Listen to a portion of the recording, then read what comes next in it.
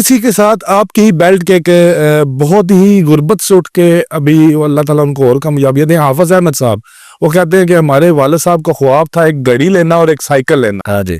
تو اتنی پستی سے اٹھ کے آج وہ امریکہ میں ہے، بزنس کلاس میں والدین کو سفر کراتے ہیں. اللہ نے ان کی بازو پکڑی، اللہ مزید ترقیاں دے. ان کے ساتھ بھی ملاقات ہوئی تو کیسے انسان ہے وہ، ان کا کام کیسا لگتا ہے؟ یقیناً میں بڑے بڑے لوگوں سے ملا ہوں، ٹھیک ہے، مطلب مختلف لوگوں کے ساتھ ملاقات ہوتی رہتی ہے کام کی وجہ سے بھی، اور ویسے بھی کچھ لوگ ہمارے فین ہوتے ہیں، کچھ کے ہم فین ہوتے ہیں، تو اس حساب سے نا لوگوں سے ملاقات ہوتی رہتی ہے.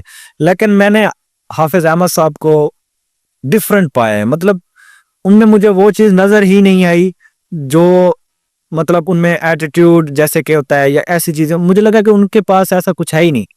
مطلب وہ ایک کیا الفاظ میں ان کے لیے یوز کروں، ایک اچھا سا کوئی ایک بنا سادہ انسان، شریف بندہ ہے. مطلب ان میں وہ ایٹیٹیوڈ والی چیز ہی نہیں ہے. مطلب ان کو فیل درویش بندے ہیں، آپ ایسے کہہ لیں، ٹھیک ہے. درویش بندہ جو ہوتا ہے نا، اس کو اللہ پاک نے ہر چیز دی ہوتی ہے، لیکن وہ اب ہر کسی کے ساتھ پتہ ہی نہیں چلتا. یہ حافظ احمد کے پاس اللہ نے یہ نعمت بھی دی ہوئی ہے. بہت گریٹ پرسن ہے، اللہ پاک نے ان کو بہت دیا ہے اور بہت گریٹ پرسن ہے. اور ان کی شاید کامیابی کی وجہ بھی یہی ہے کہ اللہ پاک نے ان کو اتنا نوازا ہے، اور اللہ اور نوازا ہے.